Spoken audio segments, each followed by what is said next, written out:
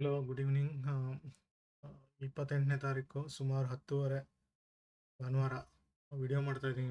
2025 ಕೊನೆ ವಾರ, ಕೊನೆ ವಿಡಿಯೋ ಈ 25 ಸೊ ವಿಶೇಷವಾಗಿ ಆ, ಇಂಥದ್ದೇನೂ ಇಲ್ಲ. ಕಳೆದ ವಿಡಿಯೋದಲ್ಲೇ ಹೇಳಿದ್ದೆ, ಒಂದು ಡಿಲಿ ಡ್ಯಾಲಿ ಮೂಮೆಂಟ್ ಸ್ಟಾರ್ಟ್ ಆಗ್ಬೋದು. ಸೊ ಅದರ ತಕ್ಕನಾಗೆ ರೇಂಜ್ ಬೌಂಡ್ ಇರೋದ್ರಿಂದ ಸ್ವಲ್ಪ ನೋಡಿಕೊಂಡು ಟ್ರೇಡ್ ತೊಗೊಬೇಕಾಗತ್ತೆ ಅಂತ. ಗುರುವಾರ ಒಂದು ಸ್ಟ್ರಾಟಜಿ ಥರ ಹೇಳಿದ್ದೆ, ಸ್ಕ್ಯಾಲ್ಪಿಂಗ್ ಮತ್ತು ಸ್ವಿಂಗ್ ಟ್ರೇಡ್ ಬೇಸಿಸ್ ಮೇಲೆ. ಸೊ ಆ ಥರ ನೋಡಿಕೊಂಡು ನೀವು ಮಾಡಿದಾಗ ಒಂದು ಕನಿಷ್ಠ ಒಂದಿಷ್ಟು ದುಡ್ಡು ಹಾಕ್ಲಿಕ್ಕೆ ಸಹಾಯ ಆಗುತ್ತೆ. ಒಂದೇ ಸೈಡು ನೀವು ಪಾಸಿಟಿವೇ ಹುಡ್ಕೊಂಡು ಹೋಗ್ತೀನಿ ಅಂದರೆ ನೆಗೆಟಿವ್ ಸೈಡ್ ಟರ್ನ್ ಆಗಿಬಿಟ್ಟು ಮತ್ತೆ ಓವರ್ ಆಲ್ ಲಾಸಲ್ಲಿ ಕೂತ್ಕೊಂಡ್ಬಿಡ್ತೀರಾ. ಅಥವಾ ಒಂದು ಹೆಜ್ಜಿಂಗ್ ಅಂತ ಮಾಡ್ಕೊಂಡಾಗ ನೀವು ಎರಡರಲ್ಲೂ ಒಂದು ದುಡ್ಡು ಹಾಕದೆ ಒಂದು ಸ್ವಲ್ಪ ಕಳೀತೀರಾ. ಸೊ ಈ ಥರದ್ದೆಲ್ಲ ಇರ್ತವೆ. ಸೊ ಹುಷಾರಾಗಿ ಟ್ರೇಡ್ ಮಾಡಿ. ಸೊ ವಿಡಿಯೋ ಪ್ರಾರಂಭಕ್ಕೆ ಮುಂಚೆ ಮತ್ತೆ ರಿಕ್ವೆಸ್ಟು, ಹೊಸ ಮಾಹಿತಿಗಳು ಮಧ್ಯೆ ಮಧ್ಯೆ ಕೊಡ್ತಾ ಇರ್ತೀನಿ.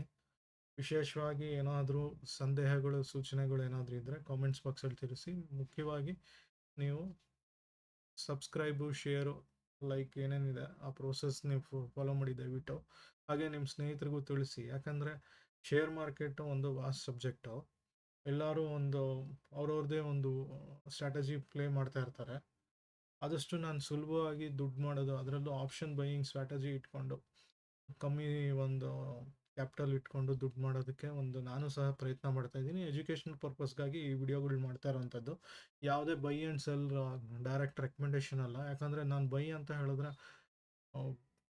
ವೀಕಲ್ಲಿ ಏನಾದರೂ ಚೇಂಜಸ್ ಬಂದು ಕೊನೆಗೆ ಬೈಯಿಂದ ನೆಗೆಟಿವ್ ಸೈಡ್ ಹೋಗಲಿಕ್ಕೆ ಮಾರ್ಕೆಟ್ ಒಂದು ಟ್ರೆಂಡ್ ಚೇಂಜ್ ಆಗ್ತಾ ಇರ್ಬೋದು. ಸೊ ನೀವೇನಾದರೂ EMA ಅಂತ ಫಾಲೋ ಮಾಡ್ತಾ ಇದ್ರೆ ಸಡನ್ ರಿವರ್ಸಲ್ ಬರ್ತವೆ. ಬ್ಯೂಟಿ ಅಂದರೆ ಇಚಿಮೊಕೊದಲ್ಲೂ ಸಹಿತ ಒಂದು ಸ್ವಲ್ಪ ಏನಾದರೂ ಚೇಂಜಸ್ ಬಂತು ಅಂದರೆ ಅದು ಕಾಂಪನ್ಸೇಟ್ ಆಗಿ ಮುಂದಿನ ಹೈಯರ್ ಟೈಮ್ ಫ್ರೇಮಲ್ಲಿ ಅಡ್ಜಸ್ಟ್ ಆಗಿಬಿಡ್ತವೆ. ಸೊ ಸಡನ್ ಸರ್ಪ್ರೈಸು ಮಾರ್ಕೆಟಲ್ಲಿ ಇದ್ದೇ ಇರುತ್ತೆ. ಸೊ ಅದೆಲ್ಲ ಅಬ್ಸರ್ವ್ ಮಾಡ್ತಾ ಇರಬೇಕು. ಮುಖ್ಯವಾಗಿ ಇಚಿಮೊಕೊ ಫಾಲೋ ಮಾಡ್ತೀರಾ, ಸೂಪರ್ ಟ್ರೆಂಡ್ ಫಾಲೋ ಮಾಡ್ತೀರಾ, ನಿಮ್ಮ ಸಿಸ್ಟಮ್ಗೆ ನೀವು ಕರೆಕ್ಟಾಗಿ ಫಾಲೋ ಮಾಡಿ. ಫ್ಯೂಚರ್ನ ಪ್ರಿಡಿಕ್ಟ್ ಮಾಡೋದು ಮೋರ್ ಆರ್ ಲೆಸ್ ನನ್ನ ಇಚಿಮೊಕೊ ಮತ್ತು ಪಿಚ್ ವರ್ಕ್ ಮಾತ್ರ. ಅಥವಾ ಒಂದು ಗ್ಯಾನ್ ಬೇಸ್ಡ್ ಒಂದಿಷ್ಟು ಕ್ಯಾಲ್ಕುಲೇಷನ್ಸ್ ಇದ್ದಾವೆ.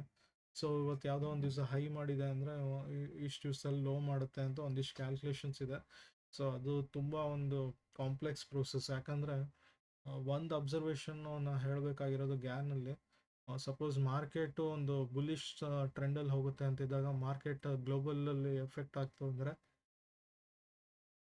ಓವರ್ ಆಲ್ ನಿಫ್ಟಿಲೂ ಸಹಿತ ಒಂದು ಬೆರಿಶ್ ಸೈಡ್ ಮೂಮೆಂಟ್ಸ್ ಸ್ಟಾರ್ಟ್ ಆಗಿಬಿಡ್ತವೆ. ಅದು ಡೇಟ್ ಅಡ್ಜಸ್ಟ್ ಆಗಿಬಿಡುತ್ತೆ ಕೊನೆಗೆ. ಸೊ ಸೈಡ್ ವೇಸ್ ಹೋಗುತ್ತೆ, ಇಲ್ಲಾಂದರೆ ಸಡನ್ನಾಗಿ ಒಂದು ಅಪ್ ಟ್ರೆಂಡ್ ಸ್ಟಾರ್ಟ್ ಆಗಿಬಿಡುತ್ತೆ. ಡೌನ್ ಹೋಗೋದು ಕಡೆ ಅಪ್ ಹೋಗುತ್ತೆ, ಅಪ್ ಕಡೆ ಡೌನ್ ಹೋಗುತ್ತೆ, ಇನ್ವರ್ಷನ್ಸ್ ಅಂತಾರೆ ಗ್ಯಾನಲ್ಲಿ.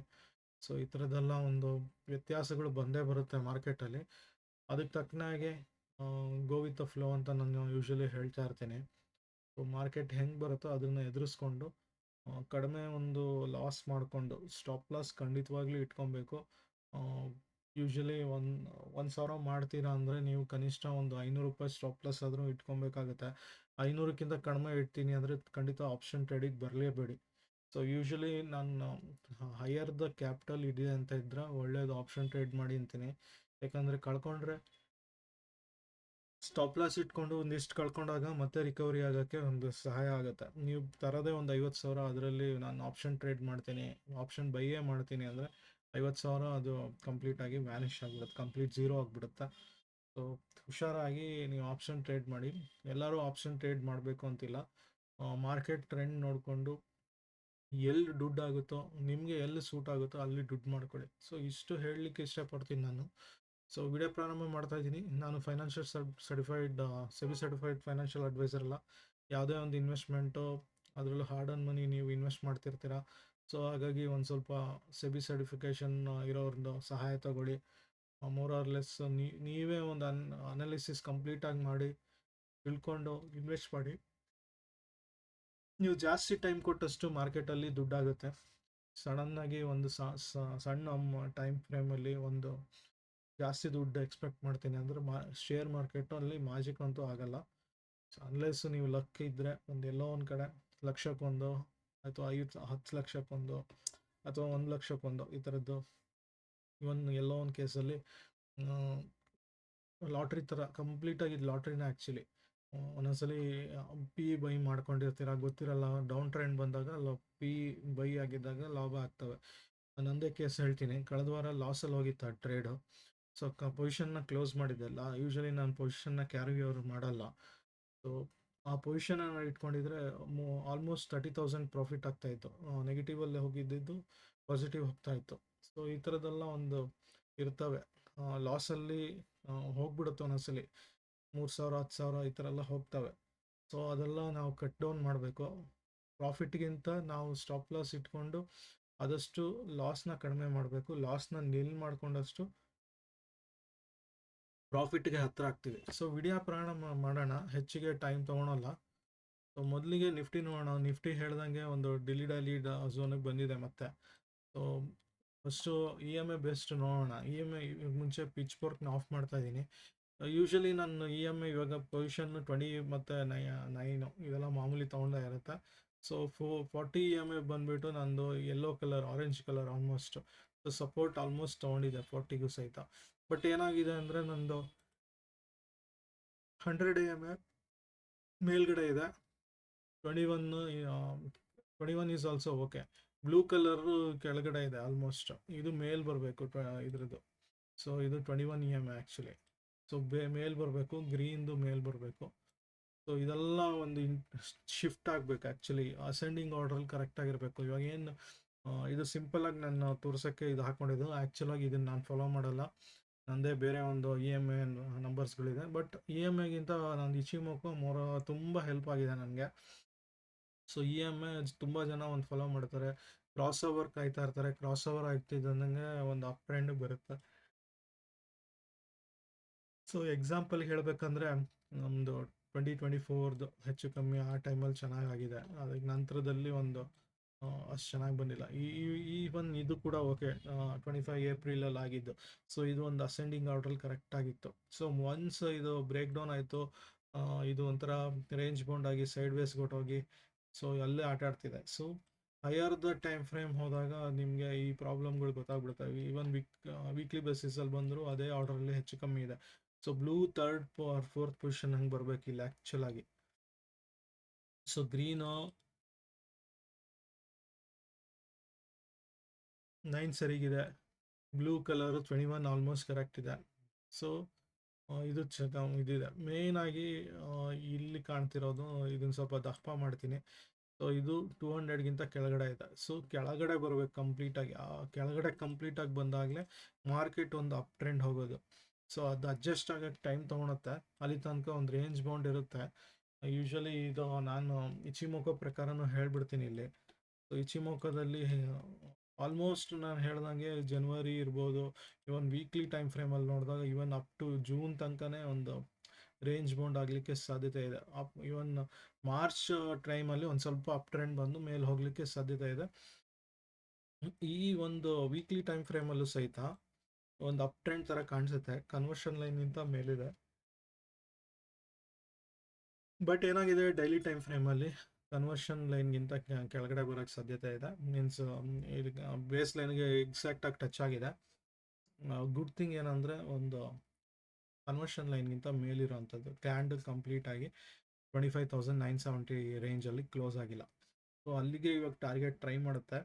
ವರ್ಸ್ಟ್ ಕೇಸ್ ಏನಾಗುತ್ತೆ, 25,800 ಅಥವಾ ಇವನ್ 25,700 ಲೆವೆಲ್ಗೆಲ್ಲೋ ಬರುತ್ತೆ ಇದು. ಯಾಕಂದರೆ ಇದು ರೂಲ್ಡ್ ಔಟ್ ಈಗ 25,733 ಸಮಥಿಂಗ್. ನೆಕ್ಸ್ಟ್ 29th ಒಳಗಡೆ ಸೊ 25,774 ಅಥವಾ ಈ ಕೆಳಗಡೆ ಬಂತು ಇಲ್ಲೆಲ್ಲ ಹೋಗಿ ಮೇಲೆ ಹೋಗಲಿಕ್ಕೆ ಸಾಧ್ಯತೆ ಇದೆ. ಸೊ ಆದಷ್ಟು ಸದ್ಯಕ್ಕೆ SGF ನಿಫ್ಟಿ ಪ್ಲಸ್ಸಲ್ಲಿದೆ. ಅದೊಂದು ಅಡ್ವಾಂಟೇಜ್. ಯಾಕಂದರೆ ಯೂಶಲಿ ಪಿಚ್ ಫೋರ್ಕಲ್ಲೂ ಒಂದು ಅಬ್ಸರ್ವೇಷನ್ ಕಂಡೆ, ಇಚಿಮೋಕದಲ್ಲೂ ಬೇಸ್ ಲೈನ್ ಸಪೋರ್ಟ್ ತೊಗೊಂಡು ಅಪ್ ಟ್ರೆಂಡ್ಗೆ ಹೋಗಲಿಕ್ಕೆ ಸಾಧ್ಯತೆ ಕಾಣಿಸ್ತಾ ಇದೆ ಹೆಚ್ಚಾಗಿ. ಪಿಚ್ ಫೋರ್ಕಲ್ಲಿ ನೋಡಬೇಕಂದ್ರೆ ಎಕ್ಸಾಕ್ಟಾಗಿ ಈ ಒಂದು ಪೊಸಿಷನಲ್ಲಿ ಸಪೋರ್ಟ್ ತೊಗೊಂಡಿದೆ. ಯೂಶಲಿ ಸಪೋರ್ಟ್ ತೊಗೊಂಡು ಅಂದರೆ ಮೇಲ್ಗಡೆ ಬರಲಿಕ್ಕೆ ಟ್ರೈ ಮಾಡುತ್ತೆ. ಇನ್ ಕೇಸ್ ಇದು ಫೇಲ್ ಆಯಿತು ಅಂದರೆ ಮತ್ತೆ ಇದು ಕೆಳಗಡೆ ಬಂದ್ಬಿಡುತ್ತೆ.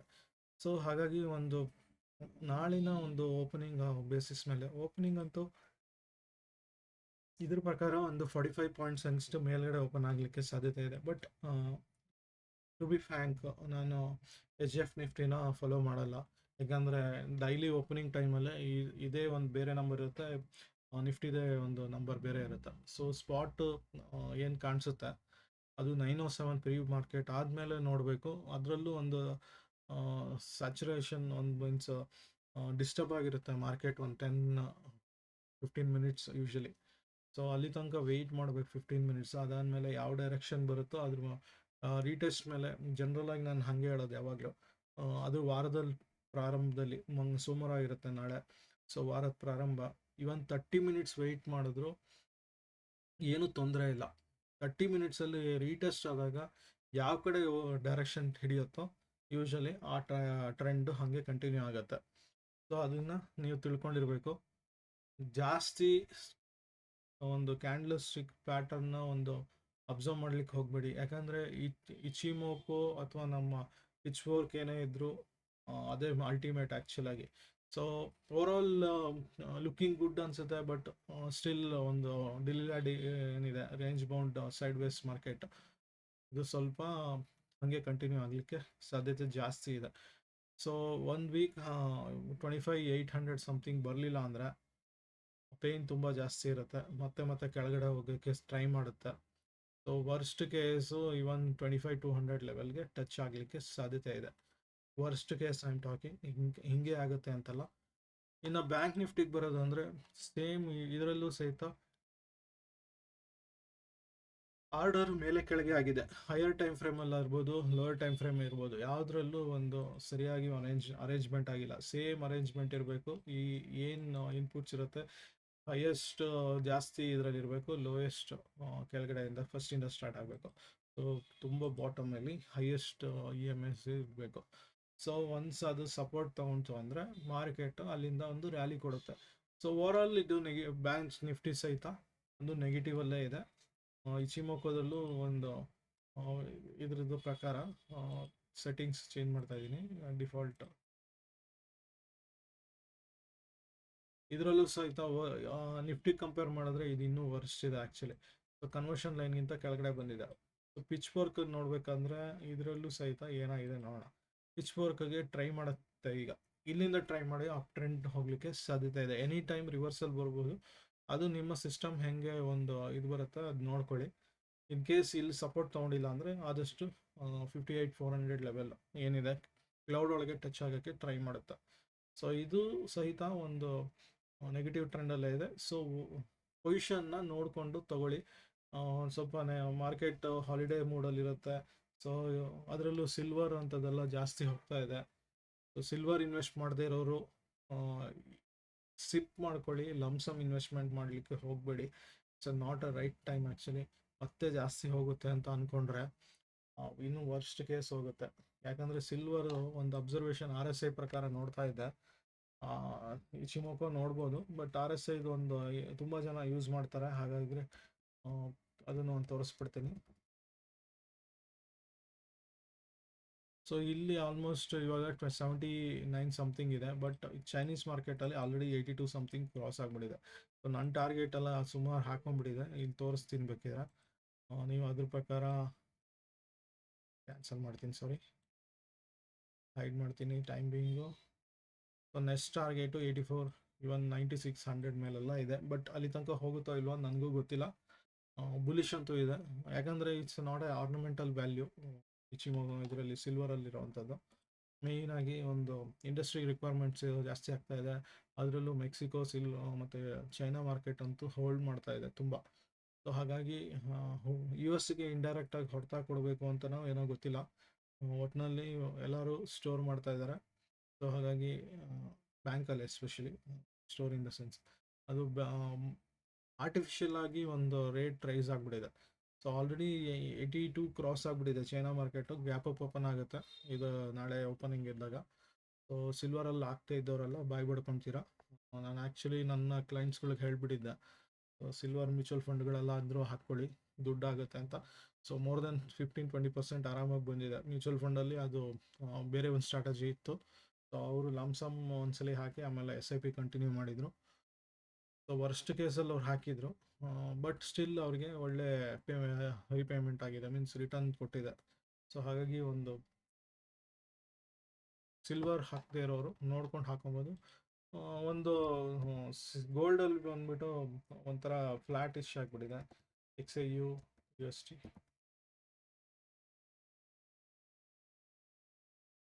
ಸ್ಟಿಲ್ ಇದು ಸಹಿತ ಬುಲ್ಲಿಶ್ ಇದೆ. ಸೊ ಅಪ್ ಟ್ರೆಂಡ್ ಹೋಗುತ್ತೆ, ಒಂದು ಬ್ರೇಕ್ ಆಗುತ್ತೆ, ಅದ್ರ ನಂತರ ಇನ್ನೂ ಮೇಲೆ ಹೋಗುತ್ತೆ ಅಂತ ಹೇಳಿದೆ. ಸೊ ಪಾಸಿಟಿವ್ ಅಂತ ಹೋಗ್ತಾ ಇದೆ, ಮತ್ತಷ್ಟು ಹೋಗ್ಲಿಕ್ಕೆ ಸಾಧ್ಯತೆ ಜಾಸ್ತಿ ಇದೆ. ಇದರಲ್ಲೂ ಪಿಚ್ ವರ್ಕ್ ನೋಡೋದಾದ್ರೆ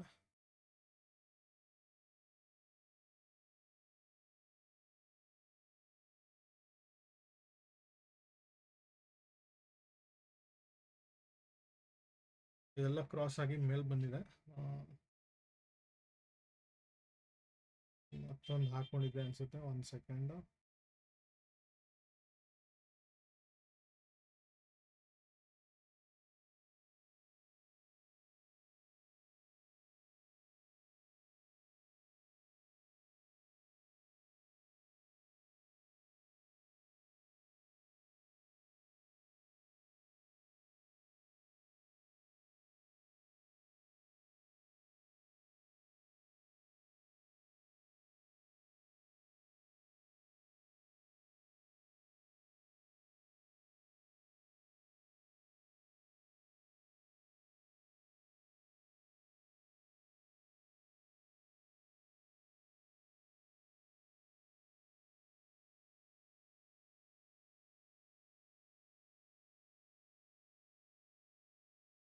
ಇದಕ್ಕೆ ಅಡ್ಜಸ್ಟ್ ಮಾಡಿದ್ದೀನಿ, ಎಕ್ಸಾಕ್ಟ್ ಆಗಿಲ್ಲ ಇದು. ಸೊ ಆಲ್ಮೋಸ್ಟ್ ಸಪೋರ್ಟಲ್ಲೇ ಕೂತಿದೆ. ನೆಕ್ಸ್ಟು 47 ತನಕ ಹೋಗಲಿಕ್ಕೆ ಈಸಿಯಾಗಿ ಒಂದು ಕ್ಲಿಯರೆನ್ಸ್ ಸಿಗುತ್ತೆ ಇದ್ರ ಮೇಲೆ ಹೋದರೆ. ಸಿಲ್ವರ್ಗೆ ಕಂಪೇರ್ ಮಾಡಿದ್ರೆ ಗೋಲ್ಡು ಅಷ್ಟು ಫಾಸ್ಟಾಗಿ ಮೂವ್ ಆಗ್ತಿಲ್ಲ, ಮತ್ತು ಮೊಮೆಂಟಮ್ ಕಡಿಮೆ ಇದೆ. ನೋಡ್ಕೊಳ್ಳಿ ಯಾವಾಗ ರಿವರ್ಸಲ್ ಬರುತ್ತೆ ಅಂತ ನೋಡ್ಕೊಳ್ಳಿ. ಒಂದು ಹೇಳ್ತಾ ಇದ್ದೆ, RSI ಫ್ಯಾಕ್ಟರ್ ನೋಡಬೇಕಾಗುತ್ತೆ. ರಿಲೇಟಿವ್ ಸ್ಟ್ರೆಂತ್ ಇಂಡೆಕ್ಸ್ ಇರ್ಬೋದು, ಮ್ಯಾಗ್ಡಿ ಇರ್ಬೋದು, ಯಾವುದಾದ್ರೂ ತೊಗೊಳ್ಳಿ, ತೊಂದರೆ ಇಲ್ಲ. ಮ್ಯಾಗ್ಡಿ ಹೋಗಿ ತೋರಿಸ್ಬಿಡ್ತೀನಿ. ಮ್ಯಾಗ್ಡಿ ಆದರೆ ಮ್ಯಾಗ್ಡಿಗಿಂತ relative strength index time being ತೋರಿಸ್ತಾ ಇದ್ದೀನಿ. ಸೊ ಏನಕ್ಕೆ RSI ಕೂಡ ಇಂಪಾರ್ಟೆಂಟ್ ಅಂದರೆ ಇದರಲ್ಲಿ ಒಂದು ಅಪ್ ಟ್ರೆಂಡ್ ಇನ್ನೂ ಕಂಟಿನ್ಯೂ ಆಗುತ್ತೆ. ಬಟ್ ಆಲ್ಮೋಸ್ಟ್ 85 ರೀಚ್ ಆಗಿಬಿಟ್ಟಿದೆ. ಈ ಒಂದು ಲೈನ್ ಏನಿದೆ ಇದ್ರದ್ದು ಮೂವಿಂಗ್ ಆವ್ರೇಜ್ ಲೈನ್, ಸೊ ಇದು ಎಲ್ಲಿ ಟಚ್ ಆಗುತ್ತೋ ಅಲ್ಲಿ ರಿವರ್ಸಲ್ ಬರುತ್ತೆ ಅಂತ. ಸೊ ಹಾಗಾಗಿ ಇಲ್ಲಿ ನೋಡಿ ರಿವರ್ಸಲ್ ಇಲ್ಲೆಲ್ಲ ಬಂತು, ಮತ್ತೆ ಎಂಟ್ರಿ ತೊಗೊಬೋದು. ಆಮೇಲೆ ನೋಡ್ಕೊಂಡು ಎಂಟ್ರಿ ತೊಗೊಳ್ಳಿ. ನಾನು ಯೂಶಲಿ ಹಾಗೆ ಮಾಡೋದು, ಎಕ್ಸಿಟ್ ಆಗಿ ಮತ್ತೆ ಎಂಟ್ರಿ ತೊಗೊತೀನಿ. ಸೊ ಇಲ್ಲ ನಾನು ಹೋಲ್ಡ್ ಮಾಡ್ತೀನಿ ಅಂದರೆ ತೊಂದರೆ ಇಲ್ಲ, ಮರ್ತು ಬಿಡ್ತಾರೆ ಕೆಲವು ಸಲ. ಸೊ ಈ ಥರದ್ದೆಲ್ಲ ಆಗಬಾರ್ದು ಅಂತ ಟ್ರೇಡಲ್ಲೇ ಇನ್ವಾಲ್ವ್ ಆಗಲ್ಲ ಅವರು. ಸೊ ಹಾಗಾಗಿ ಒಂದು ಸ್ವಲ್ಪ ನೋಡ್ಕೊಂಡು ಇನ್ವೆಸ್ಟ್ಮೆಂಟು ಅಥವಾ ಎಕ್ಸಿಟ್ಗಳು ಈ ಥರದ್ದೆಲ್ಲ ನೋಡ್ಕೊಳ್ಳಿ. ಸೊ ಈಗ MA ಲೈನು ಅರೌಂಡ್ 68 ಇದು ಆಲ್ರೆಡಿ 81 ಸೊ ಇವನ್ 89 87 ಈ ಥರದ್ದೆಲ್ಲ ಹೋಗಿದೆ. ಸೊ ಒಂದು ಸ್ಮಾಲ್ ಕರೆಕ್ಷನ್ ಬಂದು ಮತ್ತೆ ಮೂವ್ಮೆಂಟ್ ಸ್ಟಾರ್ಟ್ ಆಗುತ್ತೆ.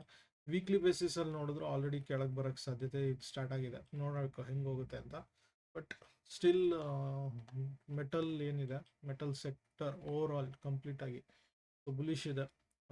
ನ್ಯಾಷನಲ್ ಅಲ್ಯೂಮಿನಿಯಂ ಲಾಸ್ಟ್ ವೀಕೆಲ್ಲ ಹೇಳಿದ್ದೆ, ಮತ್ತೆ ಓಡಿದೆ, ಈಗಲೂ ಓಡ್ತಾ ಇದೆ. ಸೊ ಈ ವೀಕಿನ ಸ್ಟಾಕ್ಸ್ಗಳಲ್ಲಿ ನಾವು ನೋಡೋಣ ಹೆಂಗೆ ಬಂದಿದೆ ಅಂತ.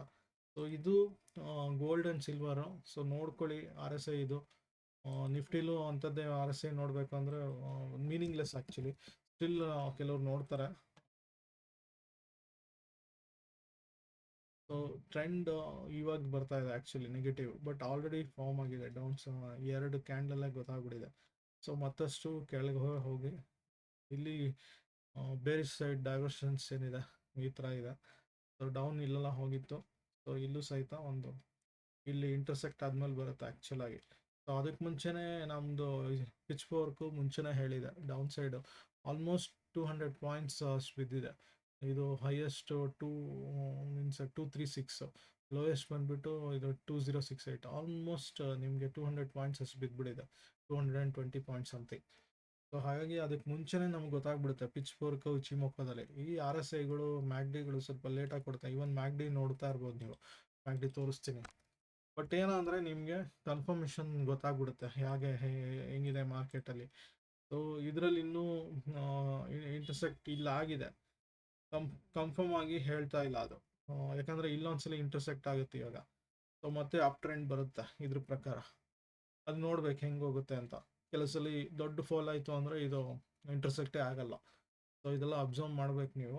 ಮ್ಯಾಕ್.ಡಿ ಹಾಕ್ಕೊಳ್ಳಿ, RSI ಹಾಕ್ಕೊಳ್ಳಿ, ಎಷ್ಟೆಷ್ಟು ಸಾಧ್ಯನೋ ಅಷ್ಟು ಹಾಕ್ಕೊಳ್ಳಿ. ಡನ್ ಅಕೌಂಟ್ ಅಂಥದ್ದು ಯೂಸ್ ಮಾಡಿ. ನಿಮ್ಮ ಬ್ರೋಕರ್ ಆ್ಯಪಲ್ಲೇ ಇದೆಲ್ಲ ಫ್ರೀಯಾಗಿ ಸಿಗ್ತವೆ, ಆದಷ್ಟು ಯೂಸ್ ಮಾಡಿ ಅಲ್ಲಿ. ಸೊ ಅದನ್ನು ತಿಳ್ಕೊಂಡು ನೀವು ಮಾಡಿದಾಗ ಮಾರ್ಕೆಟ್ ಟ್ರೆಂಡ್ಗಳು ಹಿಡಿಯೋಕ್ಕೆ ಈಸಿ ಆಗುತ್ತೆ. ಸೊ ಇನ್ನು ಲಾಸ್ಟ್ ವೀಕ್ದು ಪರ್ಫಾರ್ಮೆನ್ಸ್ ನೋಡಬೇಕಾದ್ರೆ ಓವರ್ ಆಲ್ ಸ್ಯಾಟಿಸ್ಫ್ಯಾಕ್ಷನ್ ಲೆವೆಲ್ ಕೊಟ್ಟಿದೆ ಇದು.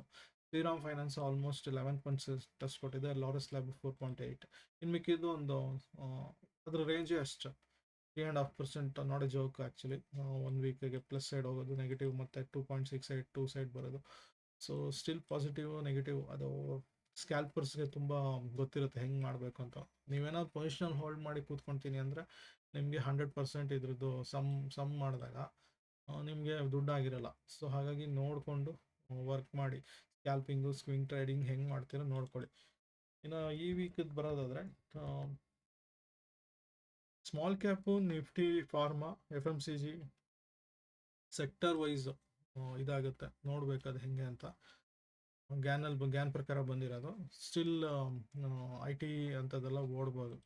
ಸೊ ಸ್ಟಾಕ್ಸ್ಗಳು ನೋಡಬೇಕಾಗಿರುವಂಥದ್ದು Adani energy, Shree cements, Jubilant, ಟೆಕ್ಕೆಮ್, ಕಮಿನ್ಸ್ ಇಂಡಿಯಾ, RVNL.